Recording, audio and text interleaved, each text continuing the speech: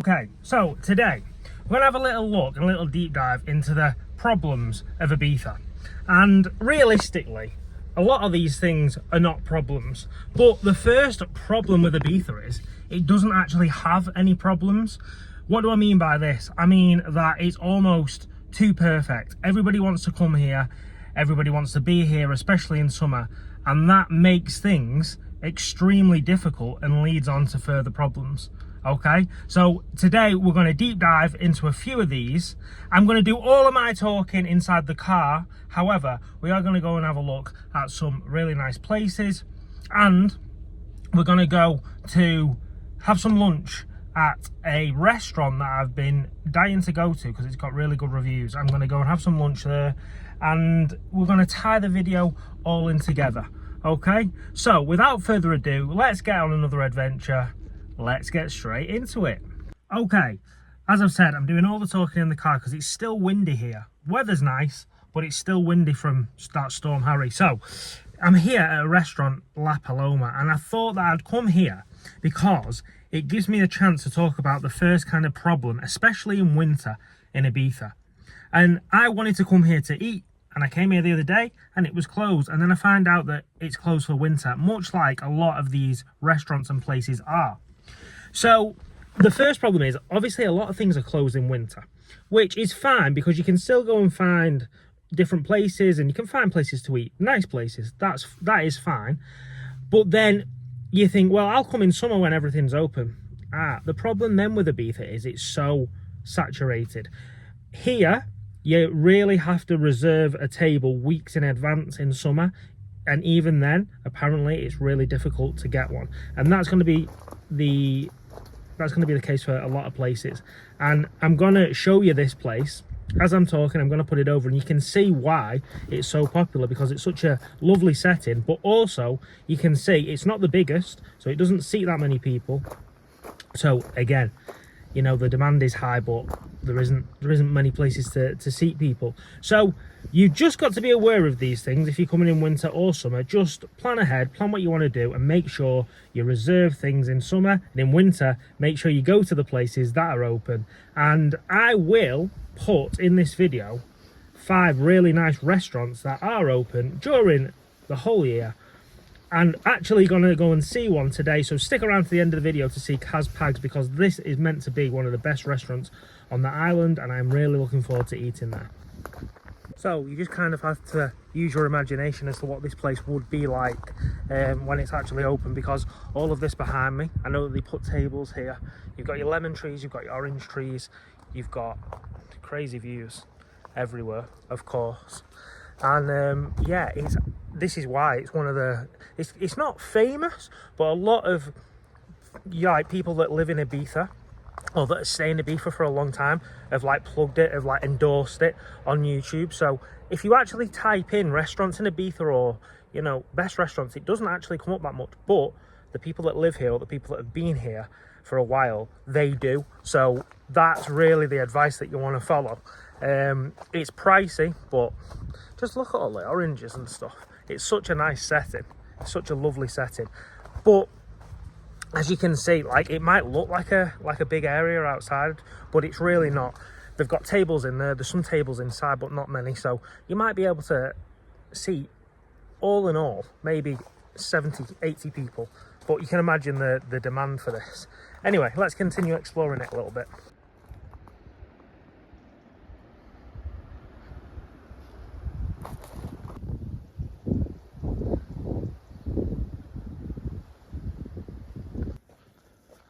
So in here, this is your bar here, the outside bar, so that obviously you don't need to keep going, or the waiters and the waitresses don't need to keep going inside. Little serving hatch there.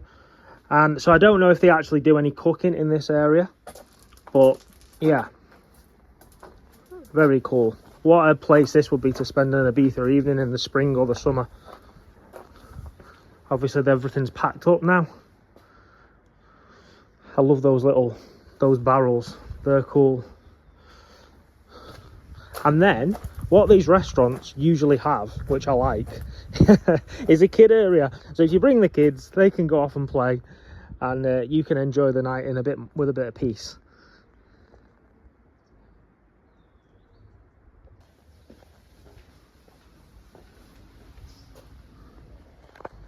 obviously. You can see the inside there, but obviously everything's shut up. You can see the kitchen in there, and these funky mushrooms. So yeah, big kitchen, all ready to go for the summer, cleaned and ready to go. And then you've got these tables in here, probably for if it rains or for anyone that wants to sit inside. So what a place.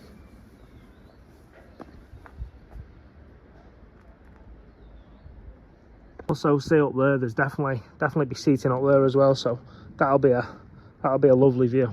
Can't get up there, but yeah.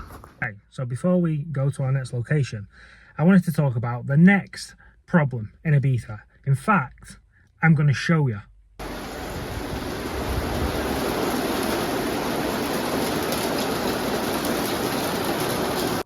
So yes, we've had a lot of rain over the past week or so, and speaking to people that live here full time, they say that this happens quite regularly in winter. You get downpours for a week and then it'll stop, and then they'll get another week, so and so. So I did a little bit of research, and Ibiza, if you compare it to the likes of Costa del Sol or Costa Blanca, it does get more rain in winter. Lots more rain, no, but it is significant. The number of days of rain are significantly more than if you were in the Costa Blanca or the Costa del Sol. Now, I had a hunch that would be the case. It's an island, it has its kind of own ecosystem kind of thing. So, yeah, it has more rain. Is that such a terrible thing? Well, you can look at it one of two ways. You can look at it like, yeah, because I don't want the rain, or you can look at it like, look at the scenery that there is because of it. Everywhere's green, yellow, orange, even in January. So as much as I love Costa del Sol, not all, but a lot of the parts of Costa del Sol, they're very dry, and it's because it doesn't get that rain. So actually, you've got to take a little to have a little. There's no light without dark. So a little bit more rain, but you know, the rest of the year, the island's booming with colours. So problem? Not really. I don't think so. What do you think?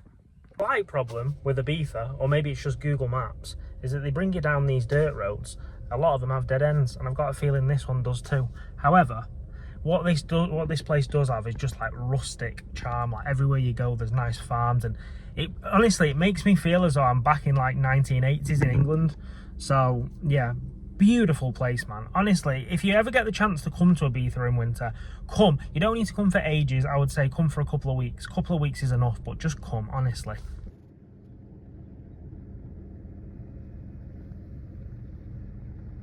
Okay, let's go eat.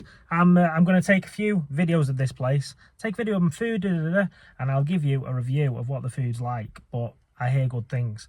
If it's good, I'll leave the description down below, and then you can come and visit here. But it already looks, it's a, what is it today, a Wednesday afternoon, and it looks busy. But like I said, hopefully I'm going to get a place, but that is the problem, is that the places that are open, if they're good, they are full.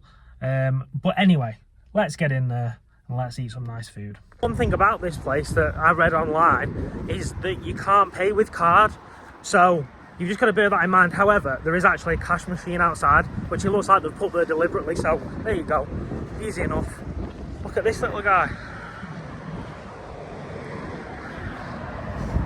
I don't know if they're pets or they're on the menu, so I don't know.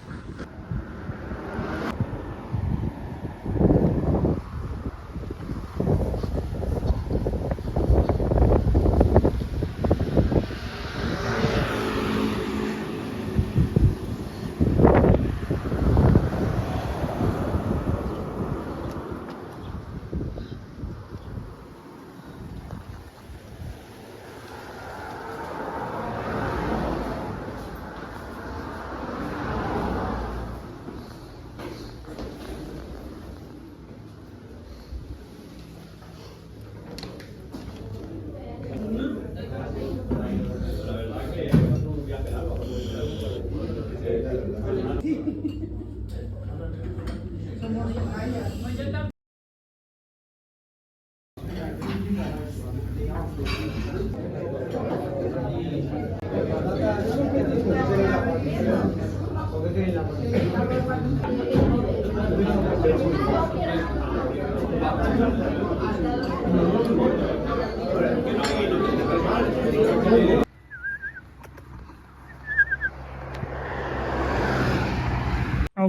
I'm going to review it before I forget, okay? So, the first thing that I will say is that is the most attentive dining experience I've ever had in Spain. There was like 4 or 5 waiters just in front of the bar, just waiting and looking for people to... It's so different to what you're used to in Spain. They were almost like too attentive. They were like watching to see if you need anything while you were eating. But honestly, great service, really friendly people. And it's clearly like family run, where I mean, like there's family working there, but they're all friends, and it's a really, really nice atmosphere. They're all very, very nice, and you can tell that they care. The place, the actual, layout of it, and the way that they've set it out on all rustic, like farm style, lovely. It's got like a little roaring fire in there, and yeah, overall, really good. The food, okay. Listen, I'm a meat eater, but what I got was like this. It was almost like a stew. It was like a Catalonian stew, really, with chicken and lamb and all sorts of stuff. Now, the food was really good and it was tasty. The meat was a little bit dry, but it was just too meaty. It was it is. It's like a meat and rice dish, but there was hardly any rice, and it was a little bit dry, a little bit too meaty. Overall, I'd give it maybe like a 7 out of 10, and the portion size are huge. Honestly, I really struggled to eat all that. I was going to get a dessert and everything. I was like, I just can't. It is massive. It could easily feed 2 people, easily. Like, I had to force down like at least the last quarter of it because I'm not leaving food. But overall, for the experience, it wasn't, oh yeah, expensive as well. It was not. So there are things on the menu that are a little bit more expensive than usual, but it's actually very reasonably priced. For any meat dish, you're talking like between 25 and 35 euro, which is like, it's just standard across the world, isn't it?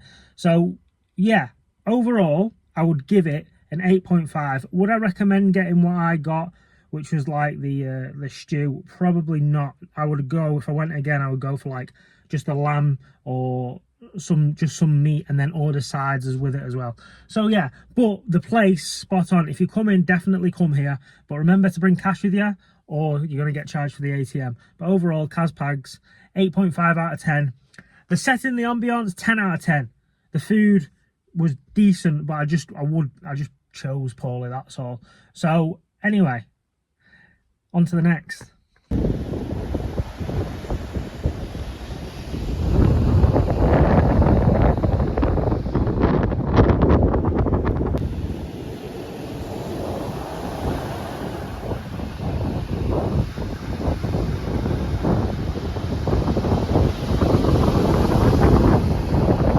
Okay people, I thought I'd finish the video here at Benirras.